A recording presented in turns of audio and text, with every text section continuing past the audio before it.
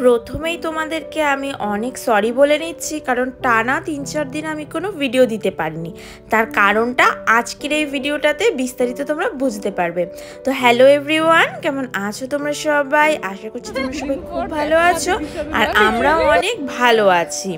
আজকের ভিডিওটা আমাদের বন্ধুদের বাড়ি ঘুরতে যাওয়ার ট্রিপের ভিডিও। তো আজকে হলো 29শে মার্চ, শুক্রবার। বিকেল এখন বাজছে ওই 4:10 মতো। তো আমরা চলে এসেছি আমাদের নিয়ারেস্ট স্টেশন শিমমাচিতে।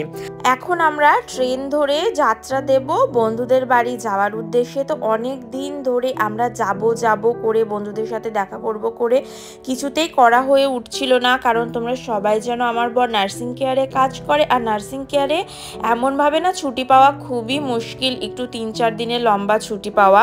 তাই ফাইনালি যখন পেলাম, তো সেই সুযোগটার হাতছাড়া না করে আমরা চলে আসলাম ঘুরতে। তো এখন আমরা আছি তোদা স্টেশনে। আমরা আমাদের শিমমাচি মানে গুম্মা ক্যান থেকে চলে এসেছি সাইতামা ক্যানে। তো এইখানে আমরা আমাদের প্রথম বন্ধুদের সাথে দেখা করব।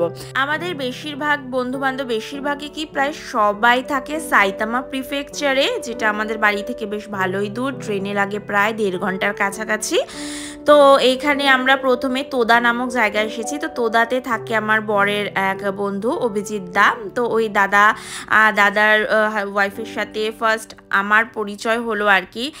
এই দাদার সাথে আমার বরের লাস্ট মনে হয় দেখা প্লাস মানে সামনাসামনি মিটিং হয়েছিল 2019-এ, যখন আমাদের রেজিস্ট্রি হয় তখন একসাথে এই দাদা আর আমার বর ইন্ডিয়া গিয়েছিল। তো তারপর এই 2024-এ গিয়ে মানে সামনাসামনি দেখা হলো। আর দেখতেই পাচ্ছ এত বছর পর দেখা হয়ে দুজন বন্ধুদের মধ্যে কত ভালোবাসা। তো ওইখান থেকে প্রথমে দাদা দিদির সাথে দেখা করে আমরা গিয়েছিলাম একটু শপিং মলে দাদাদের সাথে ঘুরতে। তো ওইখানে যেমন আর কি হয় মেয়েদের, আমাদের দুজনে আমি আর দিদি শপিং মলে ঘুরতে ঘুরতে আমার একটা ব্যাগ খুব পছন্দ হয়ে যায়, ওখান থেকে একটা ব্যাগ কিনলাম। তারপর দাদারা নিয়ে চলে আসলো খাওয়াতে। তো আমরা খুব বারণ করছিলাম যে খাবো না, কেননা আমরা বাড়ি থেকে খাওয়া দাওয়া করেই বেরিয়েছি, বাট দাদারা না খাইয়ে ছাড়বে না। তো সেই অনুযায়ী একটা রেস্টুরেন্টে এসেছিলাম। তো রেস্টুরেন্টের নামটা না আমি ঠিক খেয়াল করে উঠতে পারিনি, তবে সেখানের কিন্তু অ্যাম্বিয়েন্সটাও ভালো ছিল, তাদের ব্যবহারপত্রও খুব ভালো ছিল। মানে এই রেস্টুরেন্টটাতে দাদা দিদিরা প্রায় মাঝে মধ্যেই এসে থাকে, মানে চেনা জানা রেস্টুরেন্টের মধ্যেই পড়ে। তারপর আসি ফুডের ব্যাপারে। জাপানি যে কোনো নেপালি, ইন্ডিয়ান বা পাকিস্তানি রেস্টুরেন্ট হোক না কেন, এই রেস্টুরেন্টগুলোতে মানুষজনদের সব থেকে পছন্দের খাবার হলো নান। এটা যে শুধু আমাদের ফরেনারদের পছন্দ তা না, প্রচুর জাপানিজ মানুষও এই নান খেতে বড্ড বেশি ভালোবাসে। তাই এখানকার রেস্টুরেন্টগুলোতে কিন্তু গেলে নান পাওয়া যাবেই। তো এখান থেকে আমাদের নান অর্ডার করেছিলাম আমরা, আর সত্যি খাবার খুবই ভালো ছিল, খুবই ভালো কোয়ালিটি ছিল। আমি এত বছর মানে 2 বছর ধরে এখানে থাকছি জাপানে, এই ফার্স্ট মনে হয় এত ভালো কোনো নেপালি রেস্টুরেন্টে আমি খেলাম। তো এখন এই দাদা দিদিদের সাথে দেখা করে আমরা চলে যাব এখন প্রিয়মাদের বাড়ির উদ্দেশ্যে। তো আমরা এই তো স্টেশনে চলে এসেছি, দাদা দিদি আমাদেরকে স্টেশনে এগিয়ে দিয়ে গেছে। তো তোদা স্টেশন থেকে আমাদের প্রথমে যেতে হবে আকাবানে স্টেশন, আর আকাবানে থেকে আমাদের যেতে হবে কাওয়াকুচি স্টেশন। তো তোদা, আকাবানে, কাওয়াকুচি সবই সাইতামা প্রিফেকচারের মধ্যেই পড়ে, তবে তোদা থেকে কাওয়াকুচি যাওয়ার একদম ডিরেক্ট ট্রেন নেই, তাই আমাদের একটু ভেঙে ভেঙে যেতে হবে। কাওয়াকুচিতে তো বললামই প্রিয়মা আর প্রসেনজিৎ দাদাদের বাড়ি। তো দাদারাও ওয়েট করে রয়েছে আমাদের সাথে দেখা করার জন্য। সবাই মিলে ঠিক করা হলো আর কি যে দাদাদের বাড়িতে আমরা স্টে করব, তারপর ওখান থেকে সব বন্ধুদের সাথে দেখা সাক্ষাৎ করব। তো দেখো আমরা চলে এসেছি কাওয়াগুচি স্টেশনে, বাট আমরা স্টেশনে এসে দাঁড়িয়ে রয়েছি কারণ কোন এক্সিটটা দিয়ে বেরোবো সেটা না আমরা জিজ্ঞেস করতে ভুলে গেছি, তাই এখানে আর কি ওয়েট করছি। আমরা গিয়ে প্রায় 2.5 দিন মতো ছিলাম, তাও এর মাঝখানেও আমি বেশ কয়েকটা ভিডিও শিডিউল করে গিয়েছিলাম। তবে ফেরার পর এত আমার কাজের শিফট ছিল, আমি কিছুতেই ভিডিও এডিট করার টাইম পাচ্ছিলাম না, তার জন্যই আমি পরপর কদিন ভিডিওটা তোমাদের সাথে শেয়ার করতে পারিনি। তো ফাইনালি আজকে সময় পাওয়াতে শেয়ার করছি। দেখো এদিকে প্রিয়মা আর প্রসেনজিৎ দা আমাদের নিতে চলে এসেছে। দাদারা তো প্রায় আমাদের বাড়িতে যায়, আর যেরকম হয় দুজন ব্লগার একসাথে থাকলে দুদিক দিয়ে আমরা ব্লগ করা শুরু করে দেই। দিন পর দেখা দিদির সাথে না, লিটারালি কতদিন ধরে আসবো করে এই ফাইনালি আসলাম।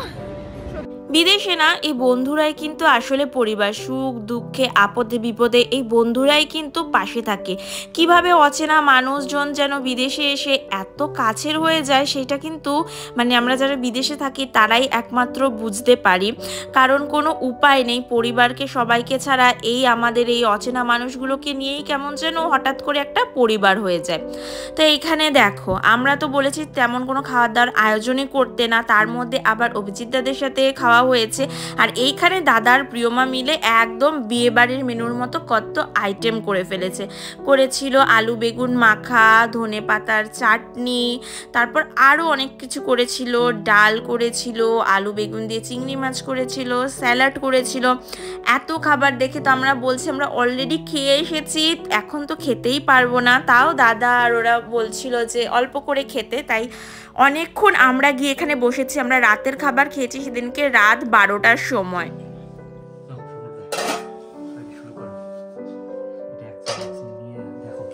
খাইতে পারলে না খাইতে তো পারবো, কিন্তু বিষয়টা হচ্ছে একটু ঝাল আছে, ঝাল থাকলেই তো ভালো।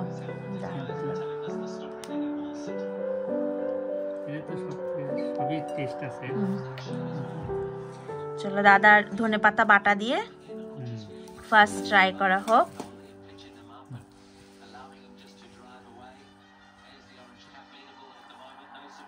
মিক্সারে ব্লেন্ড করেছো দাদা?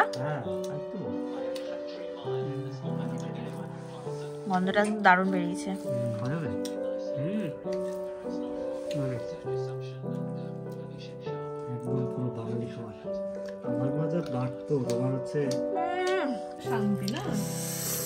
ধনে পাতা ভর্তা করেছে দাদা, এত দারুণ হয়েছে, আর কোনো কিছু করার দরকার ছিল না। জাস্ট দারুণ হচ্ছে। কতদিন পর যে রান্না হয়েছে, আমি তো 2 বার রান্না করে ছেড়ে দিই, তোমরা গালে। কিন্তু খাওয়া দাওয়া এখন দেখো আমাদের শেষ, মানে 12টার সময় বসে খেয়ে দিয়ে উঠতে উঠতে আমাদের 1টা মতো বেজে গিয়েছিল। আর তারপর সবাই মিলে বসে পড়েছিলাম আইপিএল দেখতে। আমাদের তো ইন্ডিয়ানদের আইপিএল ঘিরে উন্মাদনা একটা অন্যরকমই ব্যাপার, সেটা সবাই বুঝতে পারছো। তবে এত খেয়ে আমার এত খারাপ অবস্থা হয়ে গেছিলো যে আমি লিটারালি না শুয়ে পারছিলাম না, তাই ভিডিওটাকে আর বেশি লং করিনি। তাহলে চলো প্রথম পার্টটা এই অবধিই রইলো, নেক্সট আরও পার্ট আসবে। ভালো লাগলে কিন্তু অবশ্যই আমার পাশে থেকো, সবাই ভালো থেকো, বাই বাই।